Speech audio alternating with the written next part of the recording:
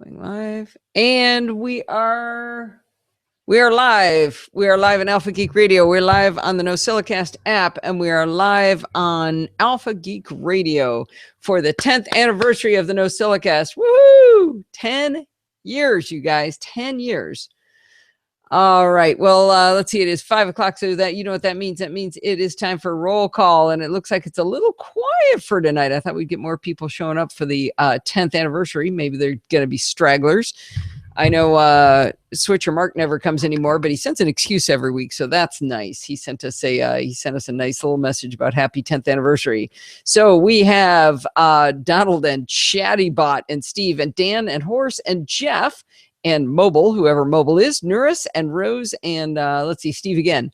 So which Jeff is this? I don't see a lot of Jeffs, but he appears to be on the app because he is yelling, save. He must have Annoy Allison mode turned on. All right, let's see. Let me get rid of that. Sandy snuck in under the wire right after roll call, but I think we will be generous. Let's see, that goes with that. We will be generous tonight. We can afford to. Allison is live everywhere. Yes, Sandy is here. All right, let me do a check. Whoever is signed in as Mobile, if you type /Nick space and what name you want to go by, it'll change you from Mobile to being your real name. Oh, thank you. Thank you, Sandy. She says, happy Mother's Day, Allison, and happy Podversary. Well, I'm going to have a little lime in the coconut here today in my Pacifico beer. All right, Jeff, you must have Annoy Allison mode set for every 30 seconds. Actually, no. When did that last go off? The 30? Yeah. You have it set for every minute. That's going to be awesome, Jeff. I'm so glad you got it set for that. All right, let's do a little test recording here. Hi, this is Allison Sheridan of the NosillaCast podcast, hosted at podfeed.com. All right, let's confirm playback. Nope, not if you don't hit the right button. Hi, this is Allison Sheridan of the NosillaCast podcast, hosted at podfeed.com. All righty, we are set. I think I'm going to go ahead and get started. I assume people will be straggling in here, but let's just go ahead and get started. Yes, I see your message, Steve. Thank you. All right, here we go. We have a long show. Jeff, you need to turn that thing down. Is Jeff even listening here? Oh, it's Jeff Bishop. Okay. How you doing, Jeff? It's pretty funny, though. I like it. I'm saving every time, but I haven't done any recording yet. So that's pretty funny. Alistair is here. Alistair and Kim snuck in under the wire. Well, over the wire, after the wire. We're being generous tonight. We're not doing any penalties because it's the 10th anniversary show. Let's go ahead and get started here. Hi, this is Allison Sheridan. Okay, wait a minute. Sorry. Got a dial set so that it's going to drive me crazy there. The lower recording thing for GarageBand somehow got set to really, really small time, so it was just going to be flying by, distracting me. Oh, good. Alistair, thank you so much. That's awesome. Hi, this is Allison Sheridan of the NosillaCast podcast, hosted at podfeed.com, a technology geek podcast with an ever so slight Macintosh bias. Today is Sunday, May 10th, 2015, and this is show number 522, but it is also the 10th anniversary of the NosillaCast. In 3 days, on May 13th, 2005, I did my, well, that doesn't sound right. I didn't do my show 10 years ago. Start over. Hi, this is Allison Sheridan of the NosillaCast podcast, hosted at podfeed.com, a technology geek podcast with an ever so slight Macintosh bias. Today is Sunday, May 10th, 2015, and this is show number 522, and it is also the 10th anniversary of the NosillaCast. On May 13th, 2005, I did my very first show. Now, I know we did a big hoopla just now all about the 500th show, so I didn't want to make too big of a deal about it, but you know what? 10 years in podcasting is a very long time. To put it in perspective, podcasting was only started in October of 2004, so there are very few podcasts that started before the NosillaCast, and of course, even fewer that are still going. Leo just celebrated 10 years of Twit a few weeks back, but is quick to point out that MacBreak Weekly came on after the NosillaCast. I like how he mentions that whenever I'm on the show. And of course, Adam Christensen was the true groundbreaker on Mac podcasts, starting even earlier than I did. I'm pretty proud of my staying power, but without the listeners, and especially those who have contributed over the years, it never would have happened. I was going through moving some old audio files off of my MacBook Pro, and I was astonished at the number of people. I saw their recordings that I had saved, the number of people who have helped through those audio contributions. I'd like to name you all, but I know I'd forget someone, and that would be very sad. But know that you helped me build what we have going on here. If you haven't contributed in a long time, grab that microphone, make a recording again. I love it when we have listeners do reviews. It's so much fun. You know who you are. Get back to it. And I don't say this often enough, but I could not have done this for 10 years if it weren't for Steve. You guys don't see how much he does in the background to make this possible. He likes being in the background. Luckily, I like to be in front of the microphone, so it all works out for us. From telling me to brush my hair before the live show, to bringing me a refreshing beverage, to buying me lights and microphones and other equipment, to making dinner so I have time to write. He is always there. He's actually the biggest fan of the show, too. He loves you guys as much as I do. Thank you, Steve, for all that you do in helping make the 10th anniversary actually take place. Well, this week I got to be on Let's Talk Apple, hosted by our very own Bart Buchatz, plus Gary Malpaz, also known as Gazmaz, and Chuck Joyner. It was a lively discussion, especially when we got to talk about the new Photos app. I hope you'll go give it a listen. Bart is doing a terrific job with both Let's Talk Apple and Let's Talk Photo, both available over at lets-talk.ie. My pleasure, Podfeet. Did you see the flowers he got me for Mother's Day? Look how pretty those are. Oh, CJ didn't think there'd be a live show on Mother's Day? Hey, the show always goes on. Let's see who else came in. CJ came in, and let's see. NosillaCastway 824 through the web interface, I assume. And Todd Whitehead. Hey, thanks, Todd. And let's see. PowerBook came in. Nice to meet you, PowerBook. Not sure who that is. Yay.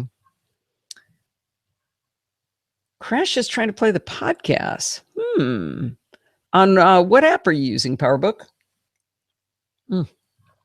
Pacifico is good. We should get that again, Steve. All right. Let's keep going here. I hope a lot of you can find your way to Chicago on June 20th. If you haven't heard, Nutcase Barry Falk has invited all Apple fans to a barbecue at his house in the afternoon, and equally nutty Mike Potter for Mac Eyes Only has created an Apple conference for us to go to in the morning. He's calling it MacStock. If you haven't already registered for MacStock, he gave me a coupon code that will give you $10 off MacStock's early bird ticket price of $69, bringing it down to $59 for the ticket price. The code is good through May 31st, or until all early bird tickets are sold out, whichever comes first. This code is not case sensitive, and it is NosillaCast 10 off. Mike has done a fabulous job on this conference. He's got a great lineup of speakers, and I'm not just talking about the fact that I'm speaking. We've got Dave Hamilton, Chuck Joyner, who's actually a fabulous speaker, no matter how much I tease him to the contrary, Julie Keel, Gene McDonald, Tim Robertson, Guy Searle, and Mike Potter himself. Go check it out at MacStockConferenceandExpo.com and sign up for the conference and get $10 off with NosillaCast 10 off as your coupon code. And don't forget to go to Midwest Mac Barbecue, and actually it's MidwestMacBBQ.com, and register to make sure Barry knows you're coming for the afternoon barbecue. I can't wait to see so many of you there. I've heard from a lot of people who are going. It's going to be a blast. Ooh, we're up to 50%. Oh, PowerBook equals Lewis. Welcome, Lewis. Need a pencil. Oh, I have one here. Paper. Oh, there's paper.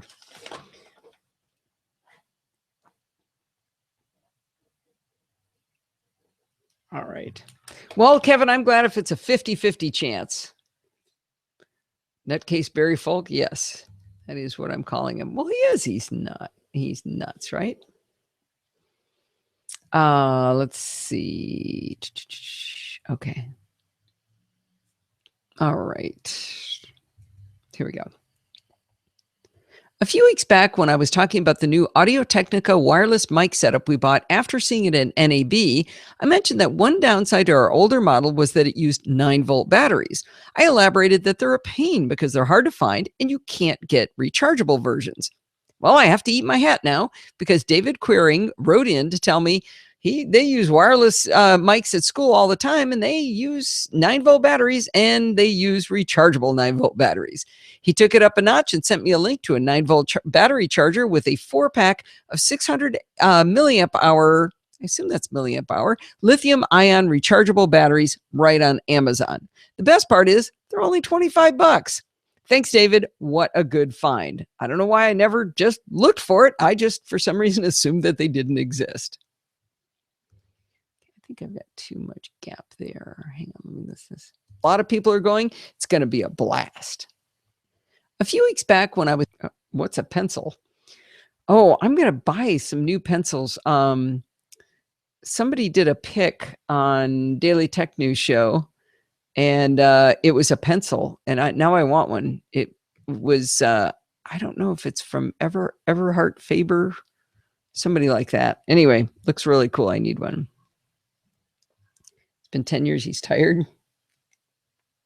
Oh, good. Lewis is testing the app through test flight. Cool. Donald is probably listening in the chat room. So if you text him, you might find out. You might be able to get through him. Tell him in the chat room. Hey, Steve, would you mind grabbing me the Milanese loop? It's sitting, I think it's sitting on the counter, on the end of the counter. We still test the new app? Yes, Jeff. He's he is going to ship it on May 20th, so he's got a couple more weeks. Anyway, it's really cool. All of a sudden, I can hear you, Steve. Yeah, sorry, lost the connection. When I come back in, it puts me in live. Oh, good. Lewis is testing. Oh, okay. Go ahead and mute me. Can you go get the Milanese loop for me off the counter? So okay. You're gonna mute me, right? Yes. Goodbye. All right. I don't know why Steve keeps quitting. He just got knocked out of the live show and just came back. So, all right. I want to show you the Milanese loop. I'd have to go look for it, Sandy. I thought it was a mechanical pencil they were talking about, but it was actually, it's a box of wooden pencils, believe it or not, that people are crazy about. They stopped making them and they started selling for like $40 a piece on the open market. So the company started doing it back. No, it wasn't a Parker. I love Parker. I used to use Parker pens. Yeah, I did get my Milanese loop, Sandy, but what I'm about to tell you is that I'm going to take it back. So let's see. Thank you. Oh, bummer. Steve lost his Wi-Fi connection. So this is the box for the Milanese loop. It looks kind of like the box for, you can't see it. It's too bright, but there's an Apple logo embossed in there. Oh, Jeff, you'll be excited. Next week, I'm going to have David Woodbridge on from Mac Visionaries. He's going to talk about how incredibly awesome the voiceover support is on the watch. So I haven't been able to test it, and I was going to, and then I'll just wait till David tells me. Anyway, this is the Milanese loop. Wow, it sure looks bright in this light. Let me turn down my overhead light. Hang on. See if that's a little, yeah, there you go. That's better. It looks brighter here than you would think, but it's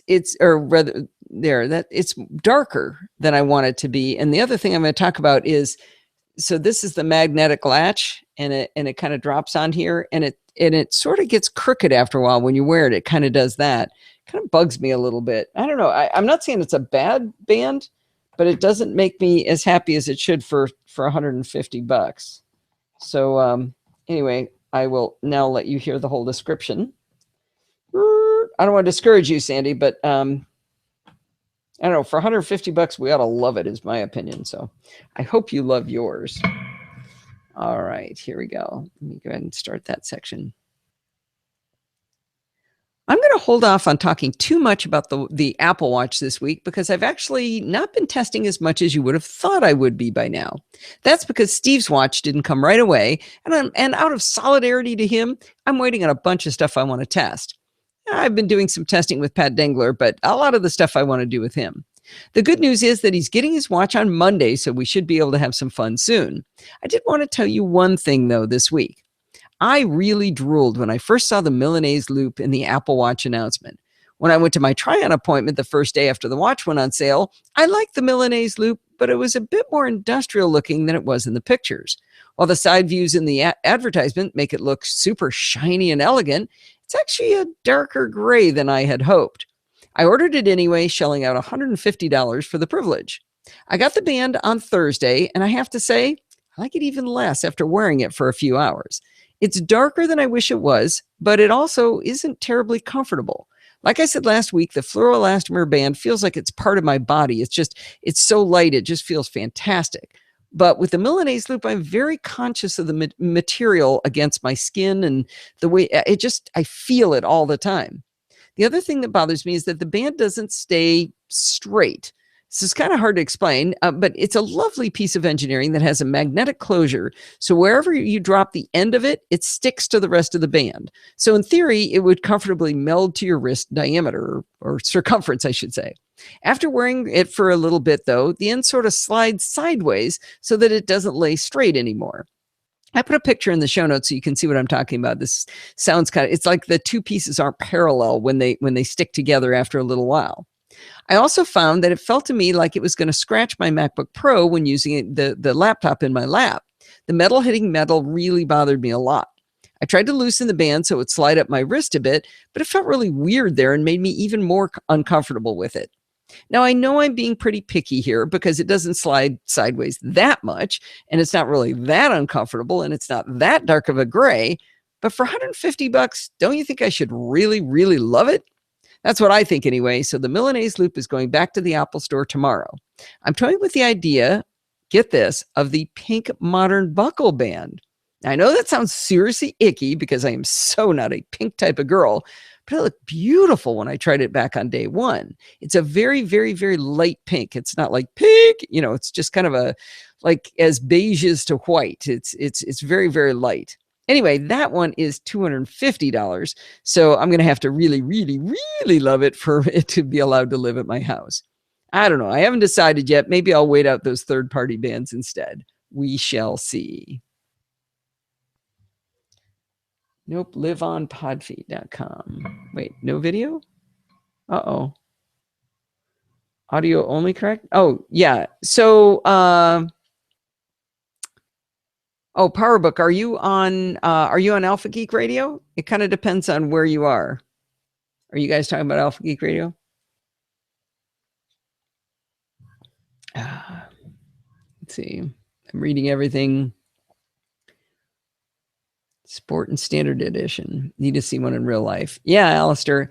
The steel is beautiful, but it's a lot more expensive and it's heavy. So I don't know. It'll be interesting, Nurse, to see what David Woodbridge says about bugs. PowerBook, you can get this feed a couple of different ways. It's on Google Plus right now. I'm sorry. Yeah, it's a Google Hangout on Air. That's the video of me creating what you're watching right now. The podcast itself is only audio. And then the video and audio of what I'm doing right now are over on Alpha Geek Radio. So it's kind of confusing. And the iOS app, yes, Steve is right, is audio only. Yes, that's audio only. But yeah, the video, yeah, Steve's taking care of you. I don't need to keep answering. It looks like he's got that under control. So I am going to keep going.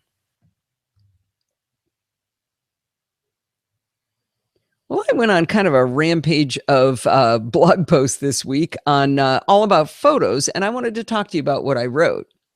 The first thing I wanted to talk about was this week on Let's Talk Apple, I got into kind of a food fight with Gazmaz about photos. He is really disappointed in the product, and I get why he's disappointed, and he has every right to be disappointed. The basis for my argument with him, though, was how he was looking at the situation.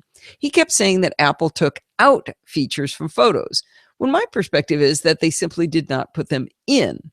I think he has it in his head that Photos is really version 10 of iPhoto, and it simply isn't that. It was completely written from the ground up, so nothing was removed, but a lot has not yet been put in. Remember, the process I followed was to study it first, figure out what it was missing, and then make an informed decision on whether I could live without those things. Unfortunately for him, he jumped into photos not knowing that it was missing a very few very key features for him, like geotagging after the fact. I urged him, just go back to iPhoto or get another program. But evidently he feels that the time he spent with his photos already in the new photos is too much to give up. I sympathize, but I also think that Apple isn't doing anything wrong here. I believe this is exactly like what they did with iMovie and Final Cut and iWork. They took a beloved product and started over with a brand new code base. At the same time, they did not delete the old software from your computer, did not force you to upgrade. Even though Gaz says he felt forced, he really wasn't forced. He did make a good point, though, about this over on the Google Plus community for Let's Talk Apple, where we have continued the food fight. He explained that for normal people, they saw the invitation to go to Photos, and iPhoto disappeared from their dock, and in its place, exactly in its place, was the icon for Photos. When I was arguing with Gaz, I was thinking about sophisticated users like him, but he does have a point that norms may not realize what's happening, and they wouldn't know to go do a test, and they wouldn't even know how to go do a test. I think it's also quite possible they won't notice as many things missing as a sophisticated user, so maybe it balances out. It is important to note, as I did on Let's Talk Apple, that you can continue to use the old product for the foreseeable future. Perhaps you won't be able to use the old products after Yosemite. They only guarantee through Yosemite right now, but I think there's a pretty reasonable chance that you will get to use it past Yosemite. The old iMovie still works. Final Cut 7 still works. I haven't checked the old iWork yet, but I'm pretty sure that one still works too, years after its supposed demise. I believe that Apple will improve and enhance Photos over time and surpass whatever iPhoto could do in the past. I can't say it'll ever do all that Aperture could do. Even I'm not that big of an optimist. Oh, iPhoto didn't disappear from your dock after Photos was installed? Huh. I don't use the dock. I thought it was still there.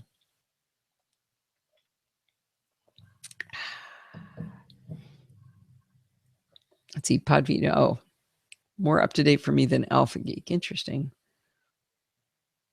There are no heavy Apple Watches as far as your cheap Casio weighs 95 grams. How much do the other ones? How much do the watches weigh, Alistair? I don't know how much they are. I haven't checked all of that.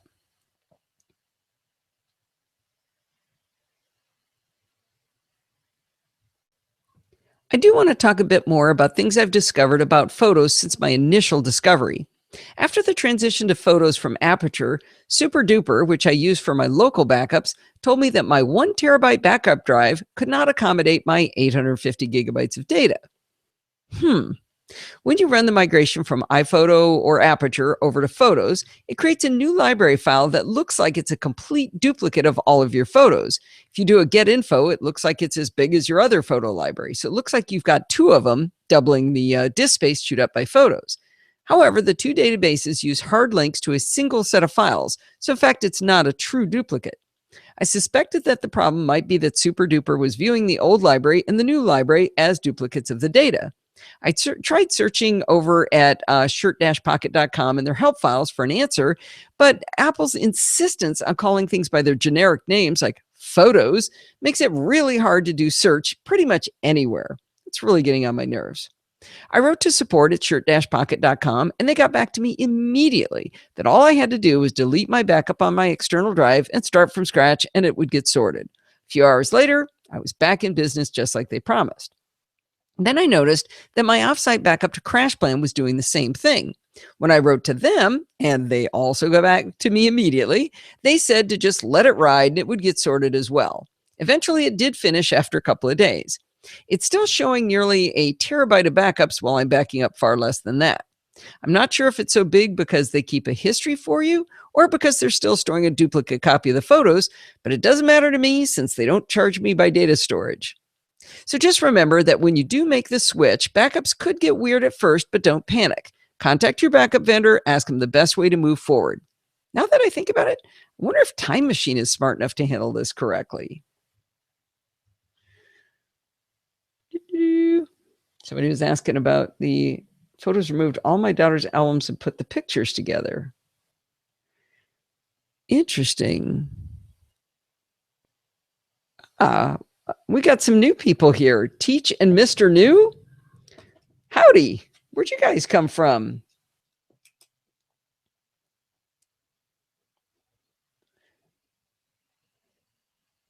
Oh, okay. Steve says, having a deja vu. Teach said, oh yeah. This camera is fantastic. Yeah, so it's a Logitech C920. The one trick with it is you need to get an app called Webcam Settings in order to actually, if you're running a Mac, there isn't a great driver for it that comes with it, but Webcam Settings lets you control all kinds of stuff. So I'm running right now. I've put a little bit of zoom on it. I've changed the white balance. I've done a couple of modifications to make it look as good as it does. It's not bad by itself. Oh, I forgot to put my light back on just a minute. Back when we were playing with the Milanese loop, I was didn't do that. So yeah, it's really nice. I love it. Steve bought it for me. See, again, Steve with helping the show. Big in Virginia, old fart. Oh, is Michelle here? Michelle, long time no see. Oh, nice. All right. So, Mr. New and Teach, let me know where you came from. This is pretty fun. All right. Cool. All right. I'm going to take a short break from photos here. All right, here we go. I have 2 more segments of things I want to tell you about photos, but let's take a break from that to listen to another NAB interview. All right.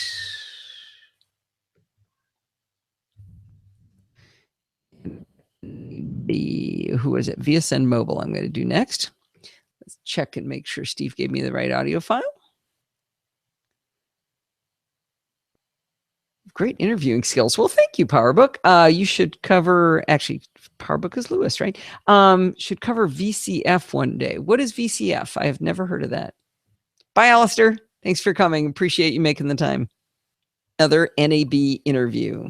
I'm at the VSN Mobile booth with Matt Gordon, and he's got what looks to be a rather large pepper grinder in his hand. That's a new one. We usually get coffee maker or blender. But yeah, we have our 360-degree camera here, the V360.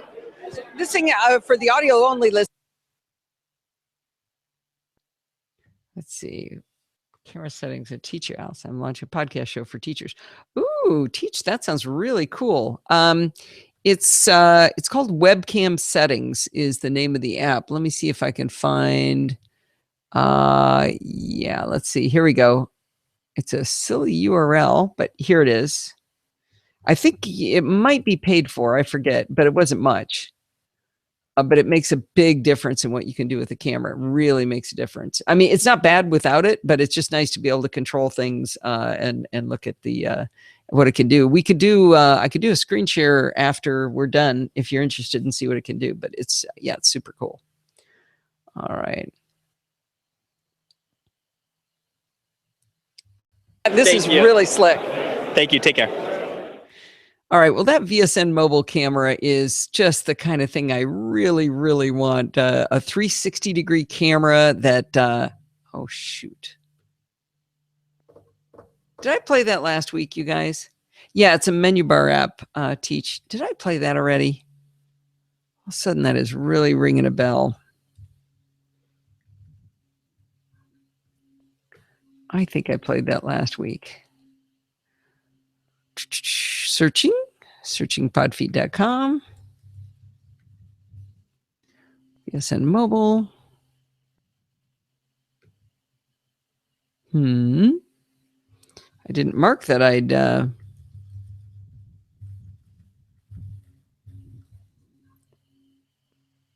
okay. Yep, I did. Played it last week. Yep. All right. Well, let's get rid of VSN mobile. And we'll get rid of that. And we'll go get the next one. I must not have marked it in the Tezu Robotics is the next one. All right. Glad I had that memory, or people would accuse me of losing my mind. Okay. How come those are? Oh, we had this conversation. Hang on just a second. Come on. Insert Teizu. Did I do Teizu Robotics too? Maybe I did Teizu Robotics too, and I just never marked it. But I did. Yay! Alpha Geek Radio. I did. Jeez. Okay. Well, we will skip ahead to FX Factory. Did I do FX Factory? Why are these not marked off?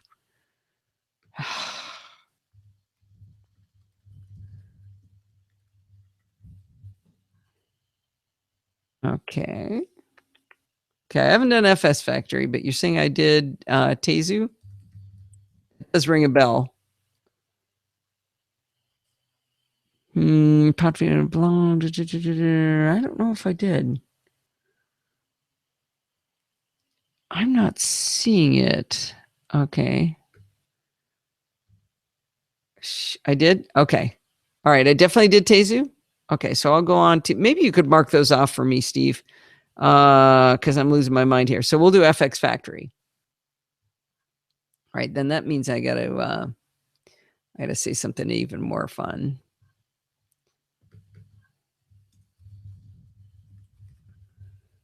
Well, you were saying yes to horse. Oh, okay. All right, did I do Teizu or not?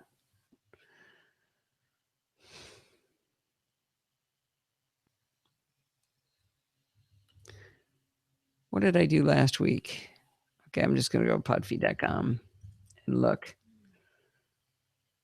All right. Okay. So, I did Pond 5 and VSN Mobile.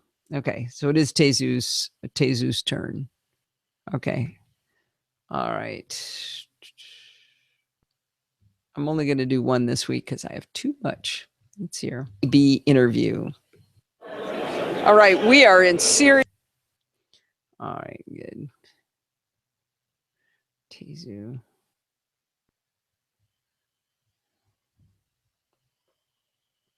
All right, thank you very much. Appreciate your time, Don. Take care. Well, I do have to say, at NAB, I have never seen Steve more in heaven than we were when we were in the whole area where all of the drones were. He was just having such a good time, and especially the Teizu Robotics one. Just watching that thing, talking to that guy was really, really interesting. And I think the most interesting thing he said was when he talked about the if you're National Geographic and you're out there and you're taking a video of some seals and you crash in the water, you're going to lose. And my brain was thinking the quadcopter that cost me a fortune and the camera that cost me a fortune, but he didn't say that. He said you're going to lose the shot. And you realize for National Geographic, that is the most important thing. For the rest of us, man, I just lost my quadcopter. That really stinks. So anyway, it's a very interesting perspective. And that's was fun to talk to that guy and think about how different it is for people who are doing this, definitely professionally. So that was very, very cool. All right. Okay, I got to go find that where I said FX.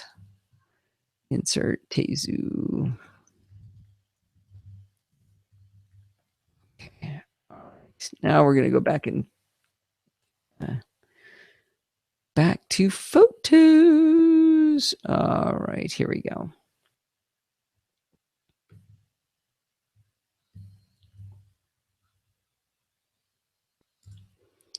All right, here we go. All right, let's get back to talking about photos a little bit. Well, there's one thing that still confuses me about photos. In photos, you can look at all your photos as photos or all photos. Did I already mention to you that it kind of drives me nuts that Apple uses generic terms to name things? Let me tell you, let me try to figure out how to explain what I do know about photos versus all photos in the Photos app. In Photos, you can view an individual photo, back out to see the moment that contains the photo, back out again, and you'll see the collection in which the moment exists.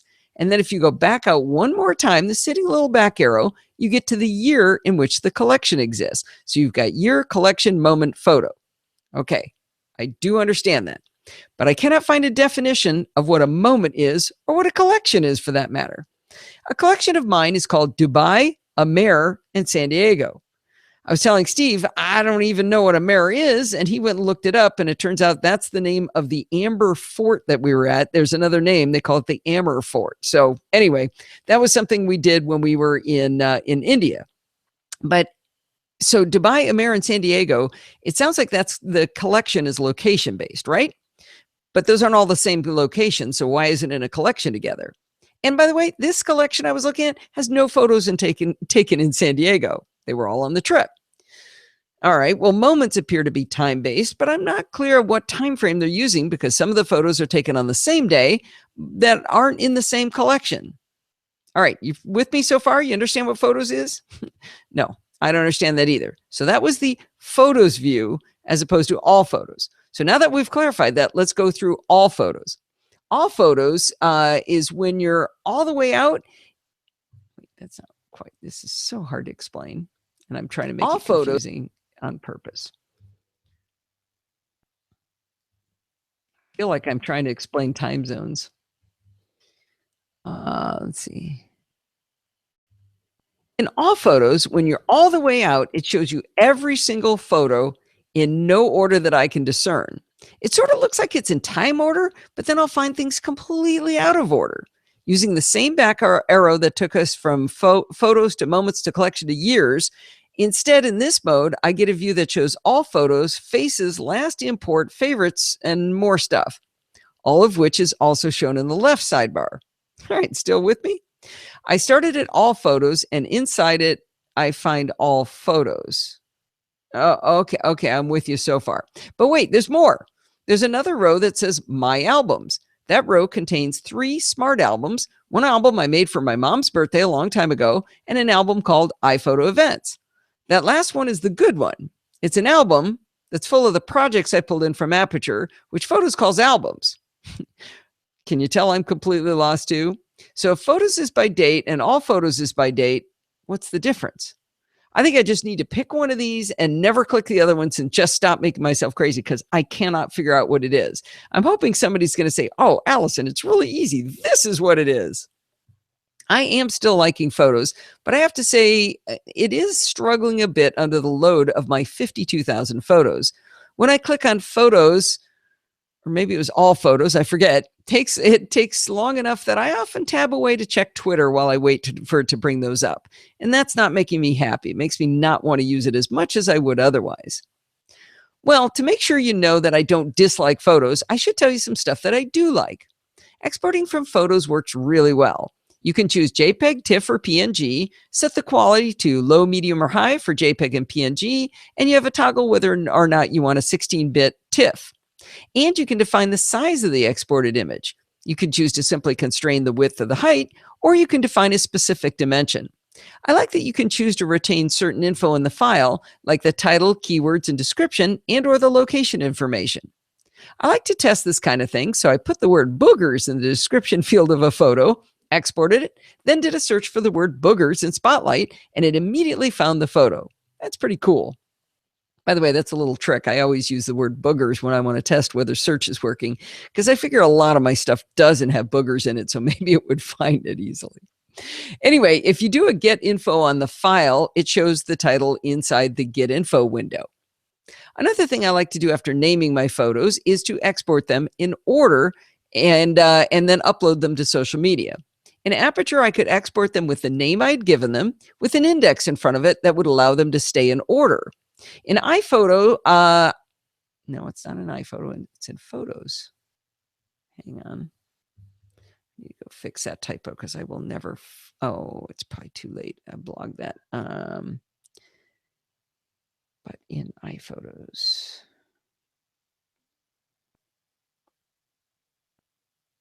Fix that typo. All right. I do like to say boogers.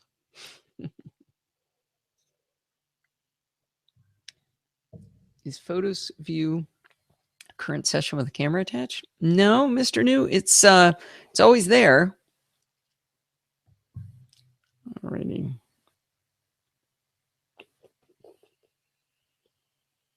Let's see, Steve's asking me something. He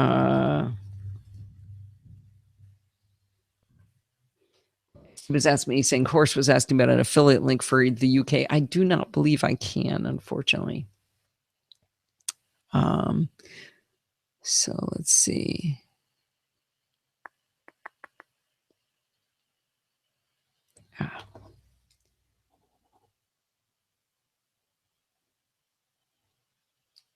Jeez, I can't write by hand anymore. All right, here we go. She was gone. She's back. All right. Where did it go? In Photos, though, I have to choose between those two options. I can either name the file with the title that I've given it, or I can have an index number plus the same title for each photo. So, for example, on my recent trip, I would want to export 01-riding camels, 02 June bashing. But in Photos, I have to either have 01 Dubai, 02 Dubai, or I can export riding camels and dune bashing. But that's going to get alphabetized instead of staying in time order, so I don't really want it to do that. I submitted the combination as a feature request on apple.com/feedback, but in the meantime, I sent Dorothy a note suggesting she write me an AppleScript automator action to grab the title from GetInfo and the sequence number from the file and replace the name. I like to keep her busy, you know? She's off on vacation on her boat up in Alaska, and she's got a lot of free time, so I think she ought to be working for me while she's up there. Don't you think? I think it's good. She does say, by the way, that title sitting in that I can see in GetInfo, she says that's written to the EXIF data. So I wonder whether she has access to that. We'll find out. Well, I haven't needed to use it much, but Photos has separate albums that automatically sort out your panoramas, videos, slow-mo, time-lapse, and burst. Interestingly, panoramas aren't just those created by Apple products. I was able to find a terrible one I stitched by hand in 2003 was sitting in panorama. So they must do it on the aspect ratio. I like having these special categories, especially for videos. Importing videos into Aperture was not trivial if you like to import RAW photos. You had to choose RAW photos as the import option so that it wouldn't pull in all your JPEGs too, but that would mean it wouldn't get your videos. So if you turned off RAW photos, you'd have to go with everything, and then you'd get your JPEGs and your videos. It was a mess. So I do like that a lot better on Photos. So now with Photos, it's automatic and they're easy to isolate. Helpful not just for the ones you want to find, but to delete the ones that aren't great but are still clogging up your hard drive.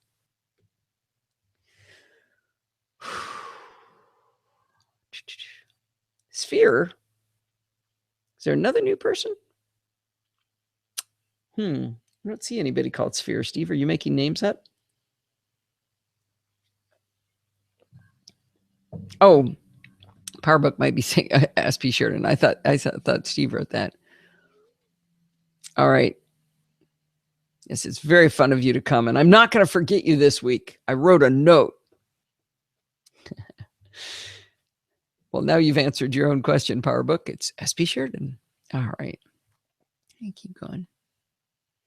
Well, a lot of stink has been made about that the adjustments in Photos aren't nearly up to par with Aperture, much less Lightroom.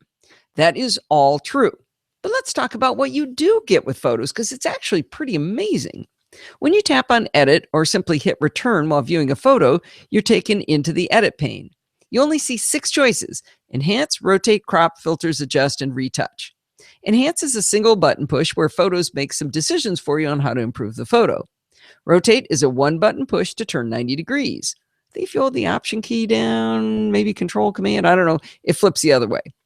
Crop doesn't just include crop, it also includes the ability to rotate the photo to, say, straighten the horizon, or make it crooked if you fly that way. I don't quite understand why that isn't under rotate, but they put it under crop just like they did in Photos on the iPhone where nobody can find it. There is an auto rotate where it guesses where you want it to be rotated, or you can rotate it very easily yourself. The crop tool defaults to free form. And, you know, I'm kind of an original format girl. If it's a 4x6, I want to crop it to a 4x6, which makes no sense because I haven't printed a photo in so long, but I just still do.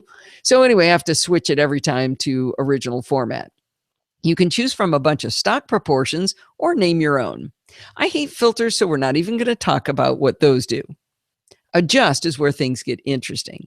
When you first pop that open, your jaw will drop at how limited it is. I'm not sure I can remember exactly what showed there originally. I think it was just light color and black and white as 3 sliders and nothing else. However, do not lose hope. If you tap on the teeny tiny disclosure triangle on the right side of one of the adjustments, which I think it's one of those ones that only shows up if you hover near it, it flips down to expose a lot more options. In light, for example, it exposes 6 more sliders: exposure, highlights, shadows, brightness, contrast, and black point. I wouldn't be happy if it stopped there, however. In the upper right, there's an add button. That exposes panels for a whole bunch more of adjustments. You can add sharpen, definition, vignette, black and white, noise reduction, and the ever-critical white balance, and even levels. I just realized I said black and white was there originally, and then I just added it. Like I said, I can't remember. But anyway, you're going to get all of those options if you want. Each one of these has even more adjustments revealed with their disclosure triangles. I am delighted with what they did give us, and I'm trying to stay positive about that. Photos includes a healing brush with an icon that looks like a Band-Aid. This feature was in Aperture, but it had 2 modes, one for healing and the other one for cloning. Cloning allows you to choose a sample area, say a patch of uninterrupted grass, and you can paint that same grass over a piece of trash somewhere else on the lawn. The healing brush may do that correctly if you option click to choose the grass, but you have to trust it to figure out what to do. With cloning, it's precise. Grab this stuff, put it over there too. Healing works most of the time. I've needed a couple times to simply erase something in an image, and Photo's healing brush simply wouldn't do it right. Kept picking up the surrounding areas and interpreting it differently from what I wanted. It's a good tool for what it's worth. I mean, like if you got a blemish on somebody's face, it's perfect for that. But I was trying to actually erase a section of stuff, and I finally opened the photo over in Photoshop Elements to get rid of it because I couldn't, the clone wasn't working, or wasn't there, I should say. I mentioned earlier that you can export to JPEG, PNG, or TIFF, but if you find the adjustment options in Photos lacking, you can also use a big girl photo editing too. That's not what I wanted to say. That's a pod feed. 10 years, woo! Glad you could make it, Kevin. Well, nice to hear from you, Teach. If you need any help getting started with the podcast, let me know. Shoot me an email. One of my theories is that, one of the truisms is that I didn't get here by myself. Other people help pull me up, so I feel obligated to help other people. There's also a really, really good podcasting technology resources group in Google Plus that I could send you a note on if you want to get involved in that, because it's really good. A lot of smart people, just fantastic. So shoot me an email, allison@podfeet.com. Let's see. I mentioned earlier that you can export to a couple of different formats, JPEG, PNG, or TIFF. But if you find the adjustment options in Photo lacking, you might want to, I said photo, it's not photo, it's photos. I'm going to get this one right yet. We're going to try it one more time. Here we go. I mentioned earlier that you can export to a couple of different formats, JPEG, PNG, or TIFF, but if you find the adjustment options in Photos lacking, you might want to export to RAW photos and then go use a big girl photo editing tool. Thanks to listener Janet Chesney, I found out that Photos allows you to export an unmodified original with or without the Sidecar XMP file. Wasn't quite sure what it would do, but I tested it, and sure enough, it does export the RAW file, just like Janet said. I believe she found this out by reading some stuff on imore.com, so that's really cool because imore is rocking the information on photos. I'm really glad that Apple included this raw photo export because it'll help me on those rare occasions when I need some more powerful tools.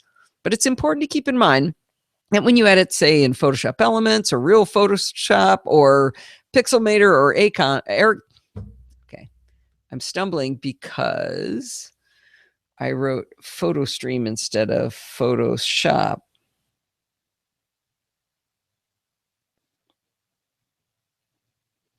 I think I used a text expander snippet. And when you edit, say, in Photoshop, but it's important to keep.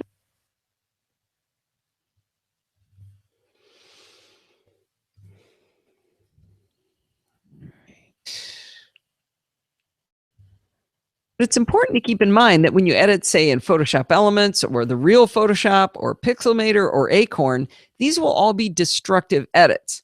That doesn't bother me, but I know it's a problem for some people. So bottom line is I'm still really enjoying the photos experience. Well, except for all those complaints I've been making. All right. Orinks? Who's Orinks? Oh, I didn't mean to do that. Let's see.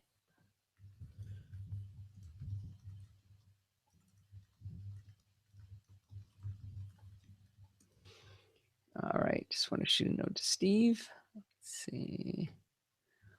All right, I should let that go. It's going to be a nice long show. Yeah, me neither. All righty. Oh, it's Nurse's friend Josh. Hi, Josh. Nice to meet you. Wow, we have never had this many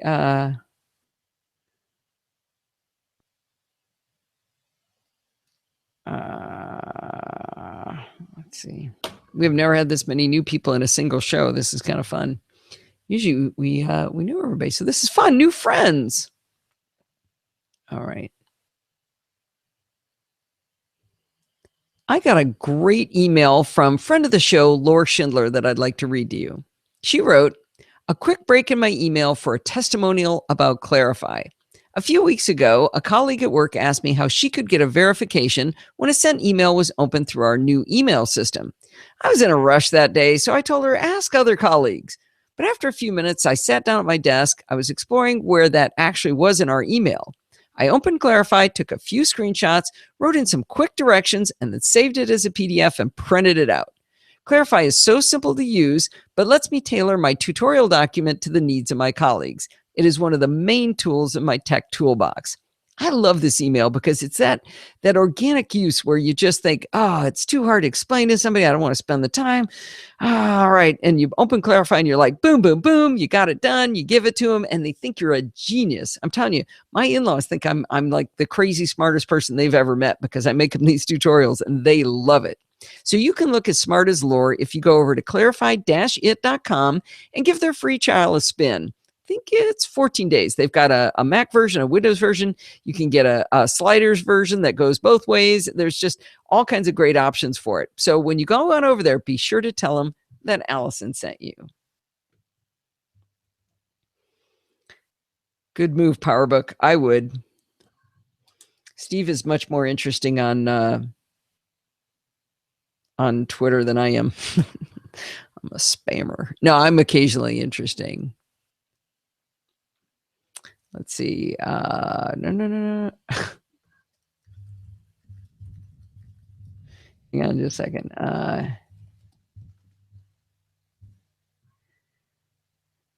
Very good. I think I've got it, Steve. So that's good. Okay. Let's see. It's time for some chit chat across the pond music. And all effects favorites. Jazz drop. Chat. There we go. All right, Steve, get ready for the symbols check. And now I can go over here to NC Audio, check across the pond. It's Taming the Terminal, part 34 of N, Steve. Steve is working on something for Bart and me. We are going to try to create a podcast of just Chit Chat Across the Pond's Taming the Terminal episodes so that we can package it up as its own thing. Yeah, I know, Steve, I did that for you. That was a hard one. He's saying something funny to me in the background. Let's do the symbols check here. Go on over there. Be sure to tell him that Allison sent you.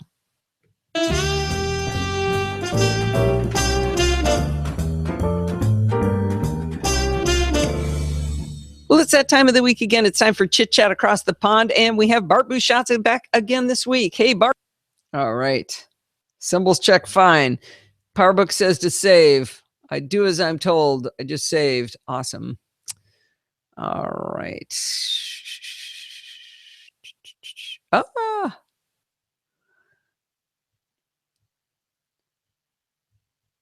All right, here we go. Yay. Okay. Oh, yeah, I know what I'm supposed to do there.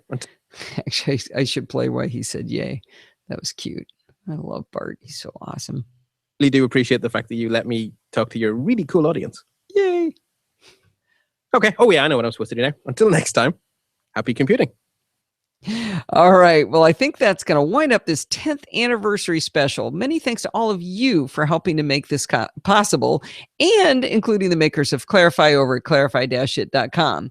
Be sure to send me some emails. I love to hear from you guys. I am counting on Teach to write to me, who was new to the chat room tonight. They're about to start a new podcast, and I want to help out in any way I can. The way you can email me is to email Allison@podfeet.com. You can follow me on Twitter @podfeet. Check out the NosillaCast Google Plus community too. We've been doing a lot of good stuff, actually having some great discussions, and really I get a lot of help from the Google Plus community. You should check it out too. It's at podfeet.com/Google Plus. If you want to join in the front of the live show, like, let's see, Lewis and Teach and Horse was back after a long absence, and he comes in from somewhere in Europe, I forget where, but it's very late, and I appreciate him coming in. We got Mr. New, we got Orinx in here, who's actually named Josh. I mean, it's just been a big giant party for the 10th anniversary special. If you want to join in the fun of the live show, head on over to podfeet.com/live on Sunday nights at 5 p.m. Pacific time and join the friendly and enthusiastic NosillaCastaways. Thanks for listening, and stay subscribed. Happy podversary. Yeah, thanks, Andy. That's awesome. All right. Wait, you're listening to this on your Amazon Echo on Alpha Geek Radio. Okay, that's really cool. Did you see that, Todd? That's awesome. NosillaCast wasn't live. Wow, Orinx, you've been listening for a long time.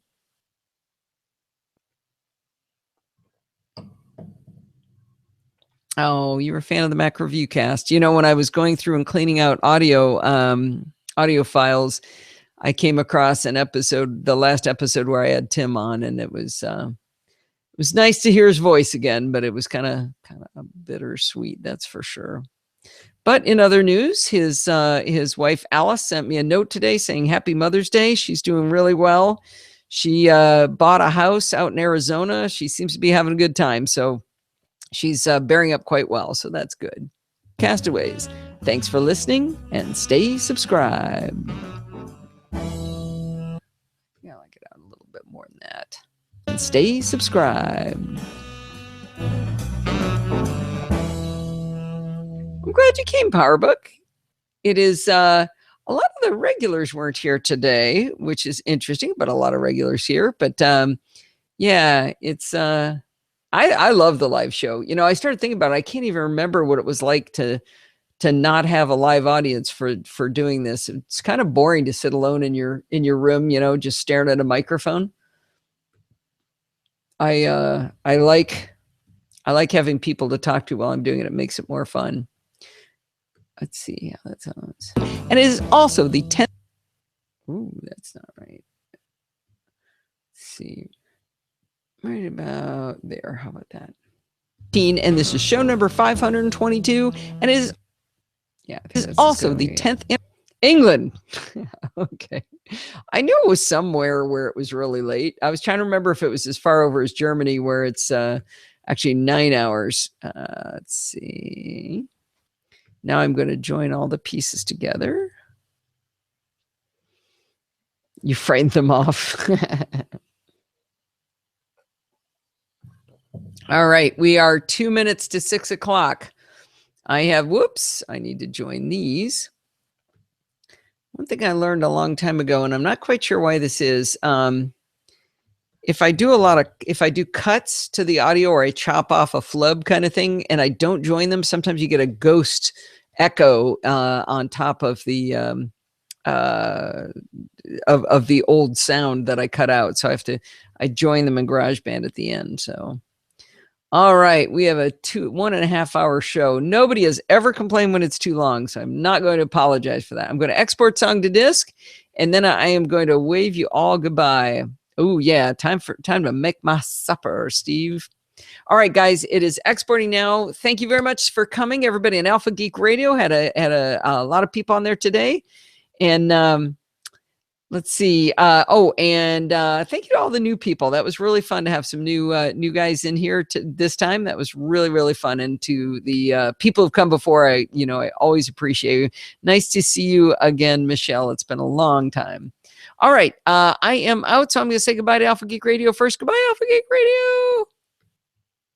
All right. And now for the live app. Goodbye, live app. And to the video audience. Goodbye. Stop.